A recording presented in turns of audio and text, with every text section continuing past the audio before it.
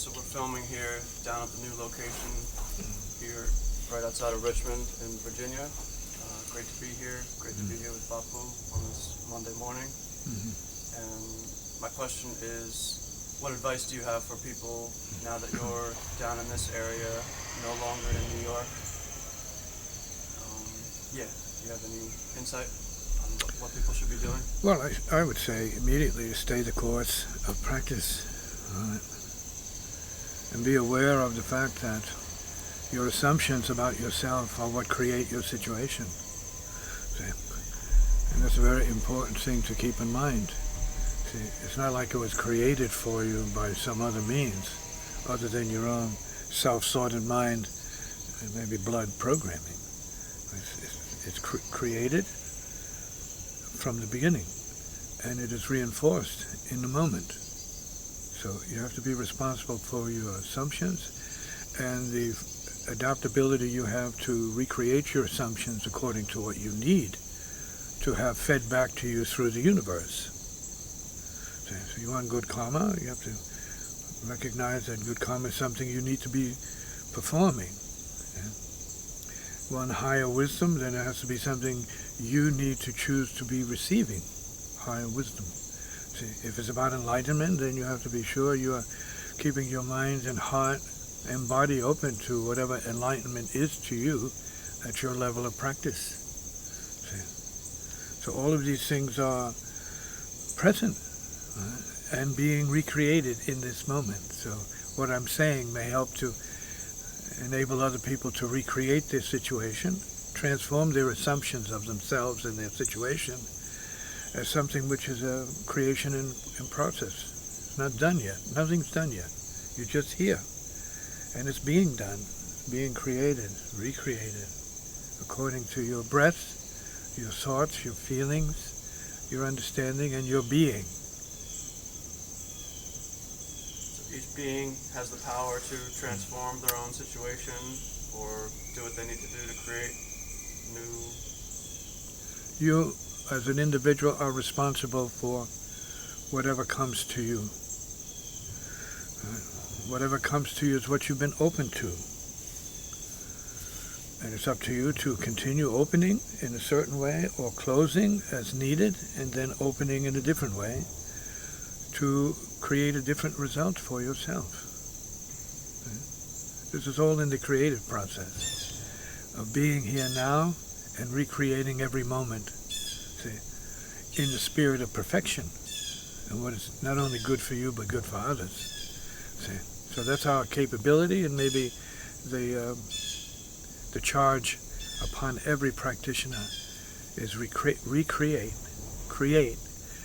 what is better for all beings. See? And that's an ideal. See? It doesn't put the burden of the universe on you, it just puts the burden of the universe on you.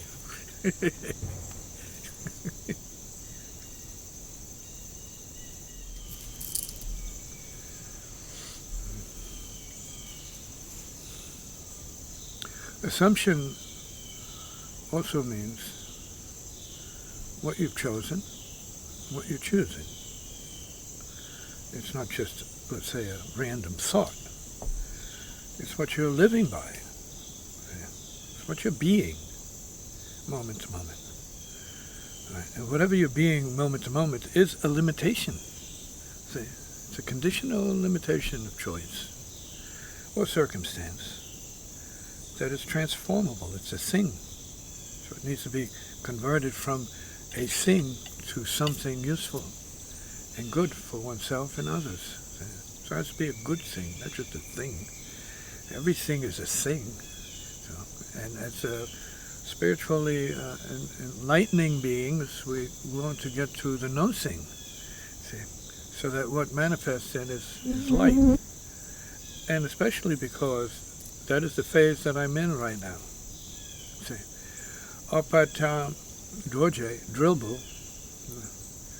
see, what that was about was the diamond of silence. See, the no sound, silence. See, and that phase of 20 years is over. Now I have entered a new dimension of the practice, which I'm calling the cycle of Ohzel. And that means, in my terms, the production of light, clear light. And what we are producing, what we are creating by way of our assumption that is not just more karma, but in fact transcendent clear light, which is a concept. Who understands it? Who can use it?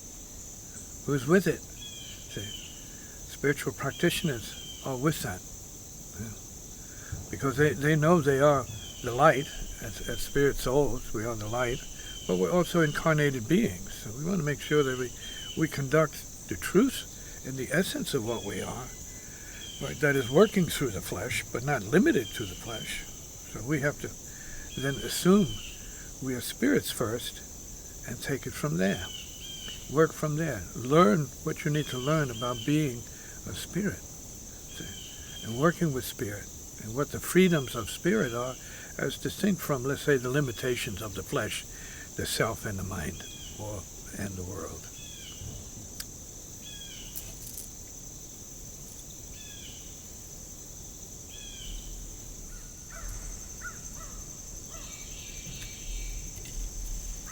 Yeah, so I know that this, and many other musicians and practitioners know that this music is more about entertainment as opposed to entertainment.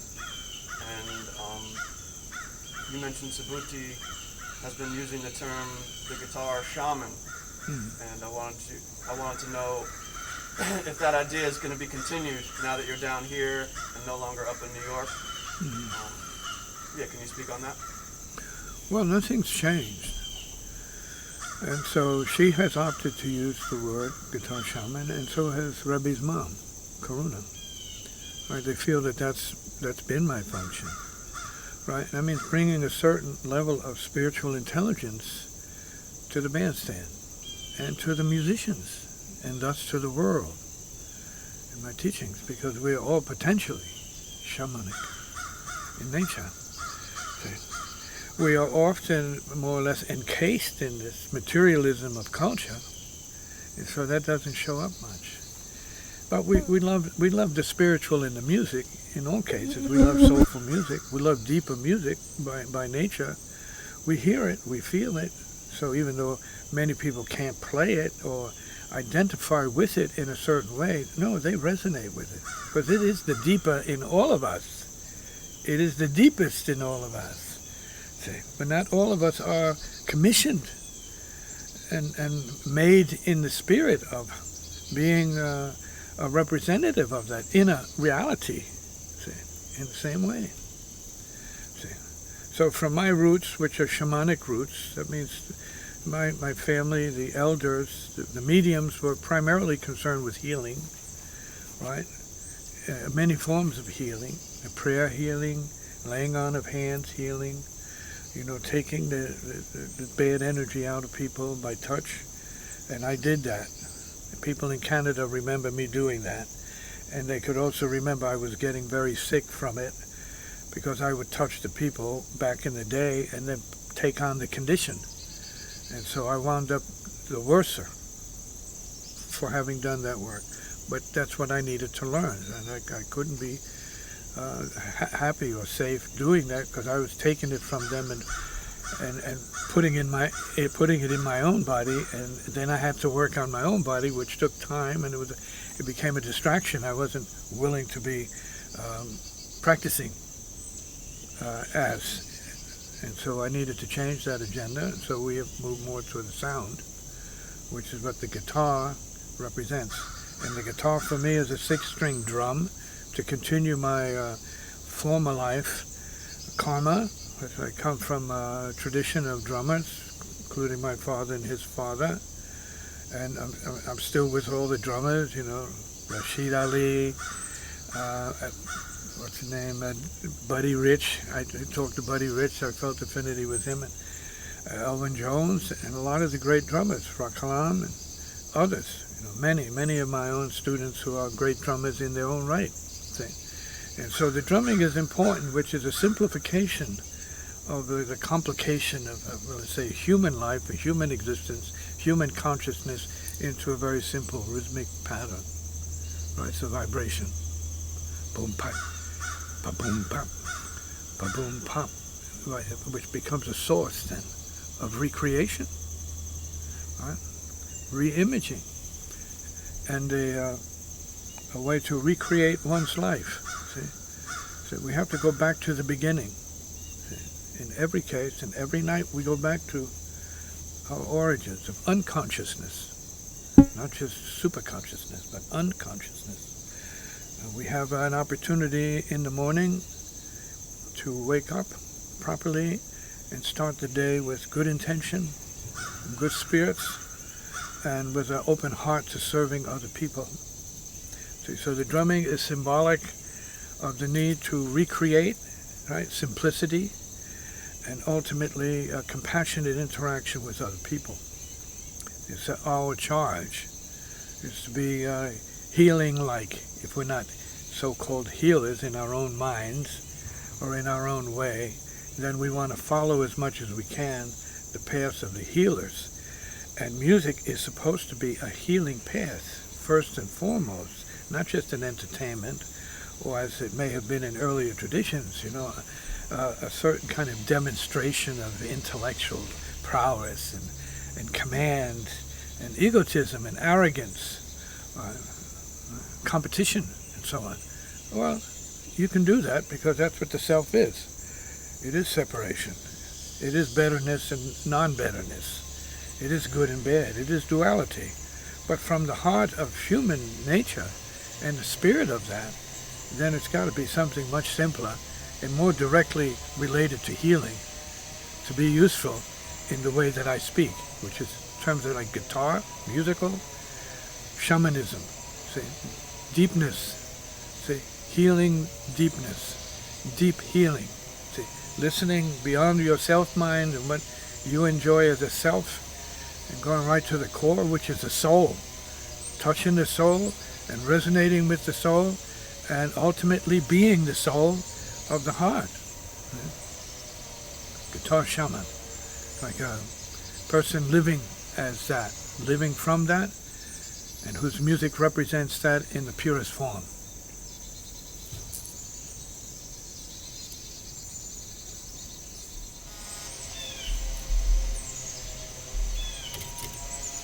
Yeah, so it's been apparent to me that, from my time being here and from what I know of you before I got here, that you've been very consistent in terms of, your teaching and, in terms of people showing up. There's been times where you've had more communal type situations where people were living, on the premises. But from what I know of you, you don't keep people.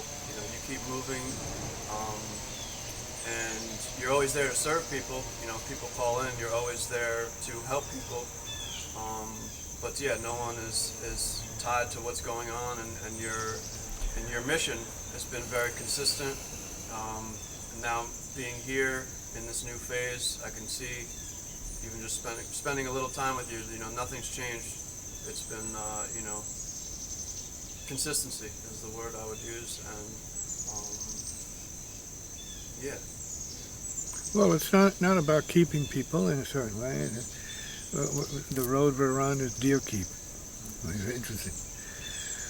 Don't keep deer either. Don't keep anything as far as that goes.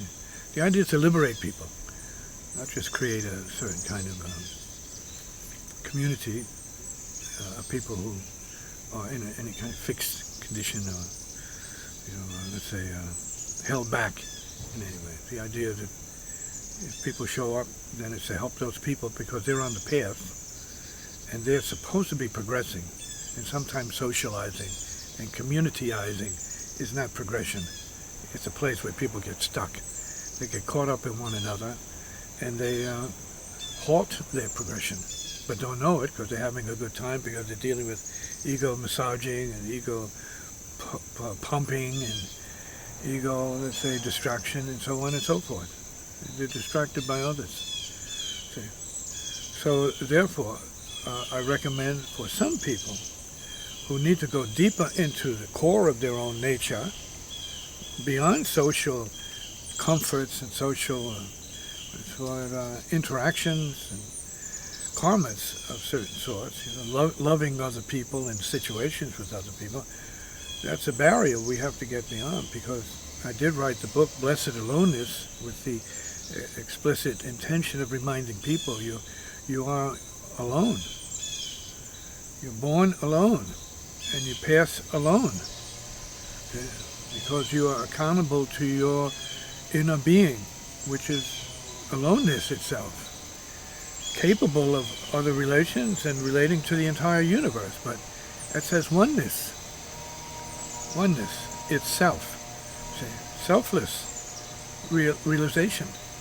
We are here for the enlightenment, not just the socialization of egoic programming, making you feel good because somebody cares for you in a certain way. That's important too at a certain stage in the beginning. But you have to feel good because you're liberated from feeling good or bad. Comment.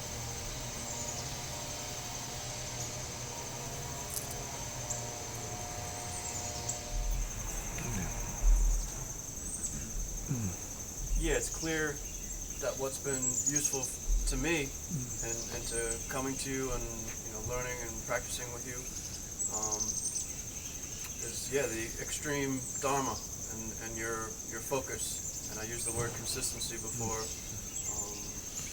but just the extreme focus and doing what you need to do despite people, situations, where you are in the country, in the world, doesn't seem to matter.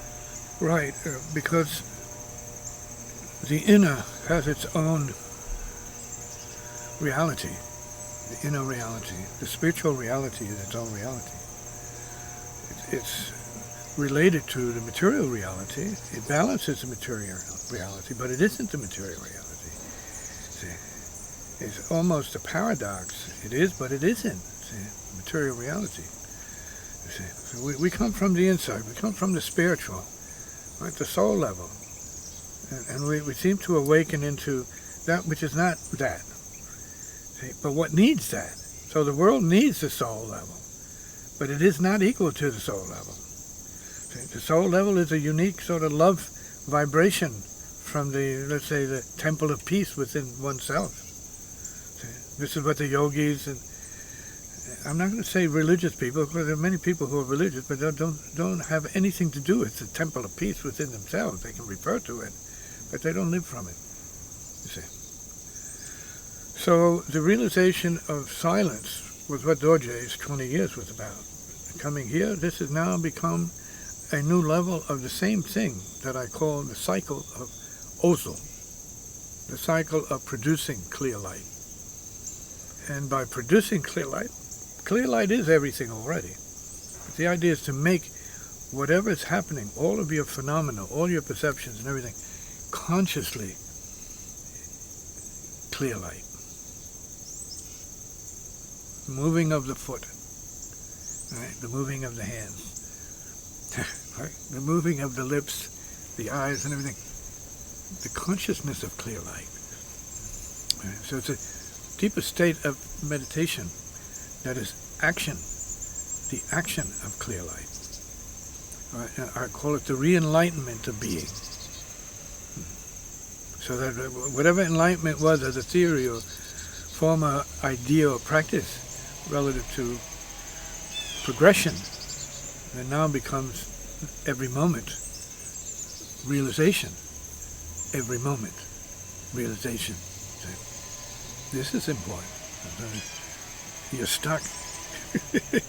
You're in the Dharma now, right? For real. It's not like something you can turn on and shut off like your boob tube.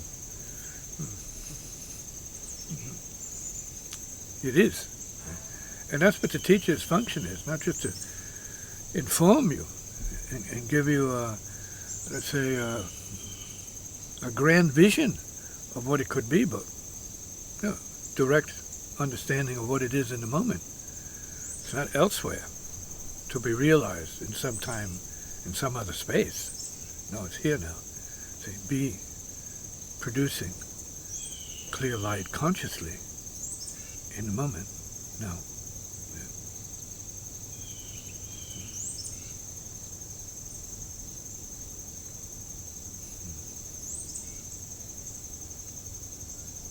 God. Gati, Gati. Gati. Para, Gati. Para Samgati. Bodhi, Swaha. Namo is you. Oh, it's you.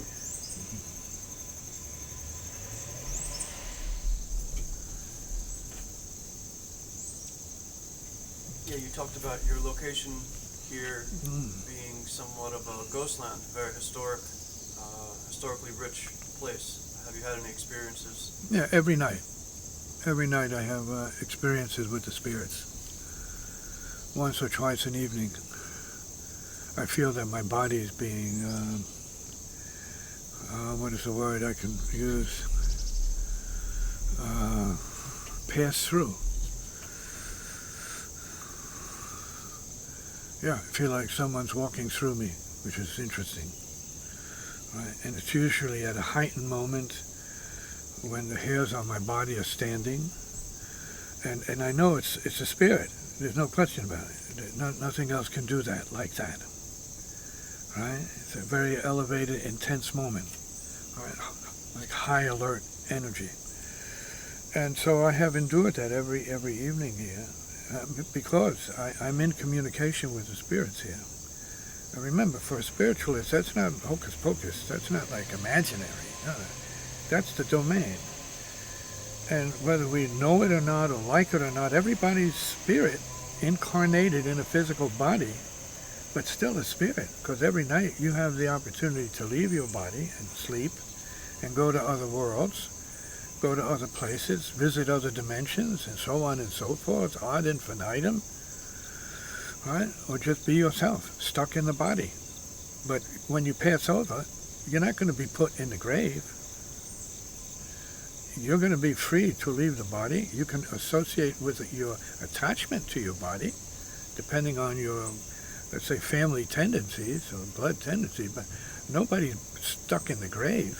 Nobody's supposed to be that. The body goes back to earth. And you should go higher than that. See? As a spirit, you can go higher. So that's why it's good to talk about going beyond the grave, because eventually you're going to need to know that information, have that knowledge, or experience it for yourself when you pass. Everyone is here to pass. This is not a morbid idea. This is a fact of life. This is part of the spiritual joy of knowing you are temporarily incarnated, but you have to move beyond this. You have to give it up. Everything must be given up, see, and it will be taken from you. Right? You came in as a spirit, which means a light being, and you're going to go out as a light being. And there's no choice in the matter. You are light, ultimately. Spirit light. Force. See? Life. Energy. A certain kind of, let's say,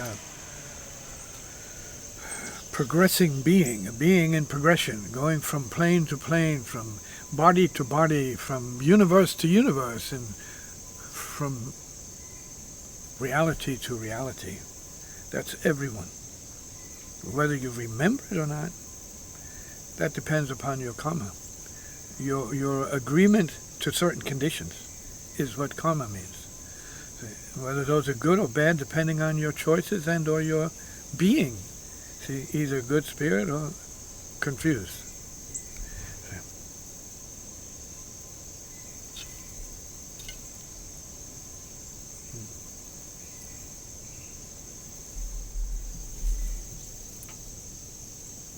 Yeah, so now that you're in the Richmond, Virginia area, do you have plans of trying to hook up with musicians in the area? Well, yes, I hope to meet people who are resonant with this music that I play. See? And I have a feeling that there may be some people here I can at least talk to and maybe introduce to them concepts that I use to create this kind of vibration right? Whether it's the guitar shamanic tone or idea or experience is to be seen. I mean, it's Anami music, and I call it hot fire sound, basically. And so I hope to be able to share that concept and practice with a few of the musicians here who are willing to go that way, which means deeper into themselves, where what I require of the musicians is coming from the deepest inside out. See? Bring your soul nature out, not just your ideas about music or your training of music. That's not enough. That's the starting point, because then you have something you're working from. But we have to go way, way beyond that in order to have true self-expression. See? It's not about self-expression, but true self-expression, which is not about your ego, right? And your desires and ambitions and your confusions and your happiness and sadness and your failings and all the rest of that karmic nonsense. No, we want the pure you to come through. And that's what this music is about, ultimately. The pure you, the pure it. See, the pure itness of the soul. See, pure soul. Hot fire sound soul. See, music. See. And that's what this Ohzel is about, producing the sound of soul and the clear light of soul. See. The sound and light of soul, clear, see, is enlightenment practice. See. Not easy to do or function as, but it's something worth meditating on, opening to, and bringing into your reality as much as possible. That's why I'm happy to be here for the musicians, because it's what I practice from, it's how I relate to music, and that's been the fact of my career all these years. And so I'm happy to be bringing that to the people and showing it as a viable approach to playing music and bringing people a whole other level of peace, happiness, and communication, see? Which is our potential in every case. Shoot.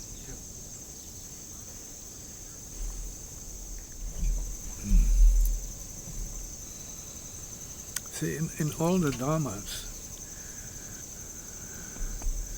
you have to become the practice. You know, it's not enough to just do your little number. Right? You sit down and put your cap on or put your incense on. That's the beginning. See? And that can be a prop too. See? It can be a distraction or a trip. We need to become the Dharma. We need to have every breath and every vibration in our body resonate the purity of being clear light. See, also, see, the yoga of clear lightness. See, the being of it. See, so when we talk about, well, what's next? Well, there's a lot that's next. Enlightenment is here now. It's what's next. If you're bold enough to reach into what it is, right, as a brilliance, happiness, see, compassion, service, heart to other beings, seeing everyone as one, seeing everything as part of the one of it, the universe as it is. So there's a lot. And if we talk about blessed aloneness, we mean all oneness. The all oneness of what it is. It's basically like saying enter realization on the spot. It's yours for the taking. It's nowhere else. But with you presently. You need to accept it. So you have the courage to accept realization as your true nature, and you may inch more closely to it, inch by inch. So it becomes the obvious, only realization.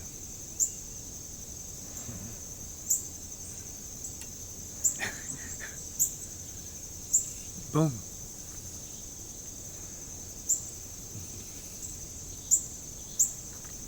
Shoot.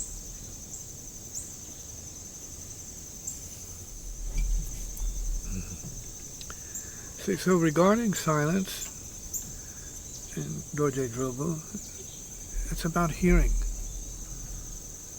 Hearing into and hearing beyond things. Whereas in this present era, or epoch of Ohzel, it's about being it. Not just hearing it or seeing it, or smelling it or tasting it, or touching it. It's about being it. Absolutely. Completely. Being. Being.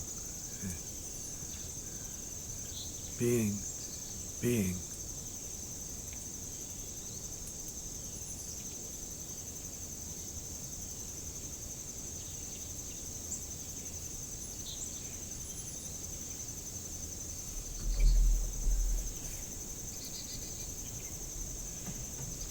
So the requirements of the beings who approached Dorje earlier, the past 20 years, were different from the present requirements of people here. There was a lot of training going on up there, up north, and giving people an opportunity to study. And so there were a lot of spiritual, let's say, beginners in the process. And so I had to be there for that and show the patience required to endure that when it comes to beginners who are just learning about the basics of spirituality and practice. And so now that's not the case here now. So this is another level of the same thing, whereas I'm not open to beginners in the same way. The books cover the beginners, the videos cover what the beginners need to hear. And now I might be moving into an area where it might be, dealing with musicians and the music from a different level. Whereas while they may not have been beginner seekers, they may be in some cases beginners in the realization of deeper music, which is what this is about now. See, we're talking about the yoga, right? That means the practice and the breathing and the living, of what Ohzel means, and that is clear light. In production, producing clear light energy. So being there, but not being there at the same time as an ego. Being there as a channel. See? So then this is properly exactly what guitar shaman means. Helping other people recognize their own channelship. And they are here to be channels. You don't have to be born, as I was, to channels, to be a channel. You just need to know what it is and whether you're willing to do it for other beings. Amen. Shunam.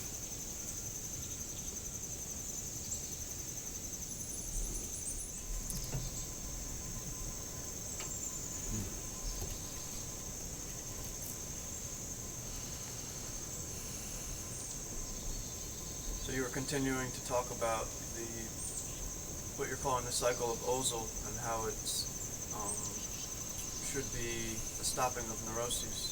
Can you speak more about that? Well, it's the cessation of neuroses, which means it's not that yourself can stop it, but you have to, as a spirit soul, have access beyond it. Because we are ultimately not the suffering. We're not the suffering. We're not the karma. We're spirit. So who has the heart and the courage or the sensitivity to know what part of them is the spirit and what isn't the spirit? What is the neuroses as distinct from the spirit? What is the compassion distinct from the neuroses? See, so we have to differentiate that. So we need perception. You need to have fine perception. Being able to then distinguish between the dark and the light in oneself, and where spirit begins and where darkness ends. And so we have to stop it, but we have to stop identifying with the karma of darkness in language, in thought, in image, and so on. And we are capable of doing that because we are ultimately not the world. See? We are the spirit. See? Beyond the world. If we're going back to spirit, when you leave the body, you don't owe anything to the graveyard. But you owe everything to your ancestors who have progressed beyond the grave into the various levels of the astral planes, see, the inner planes, where they're learning their lessons and progressing towards enlightenment, which is everyone's duty to endure. Everyone's. The demons, whoever, have to undergo this process. Eventually they give up self-consciousness as demonic beings because it's just more garbage, more baggage, and it holds them down. It holds them back from true freedom and happiness thereof. See? So it is said, so that it can be written, so that it can be written, so that it can be learned and realized. Shoot.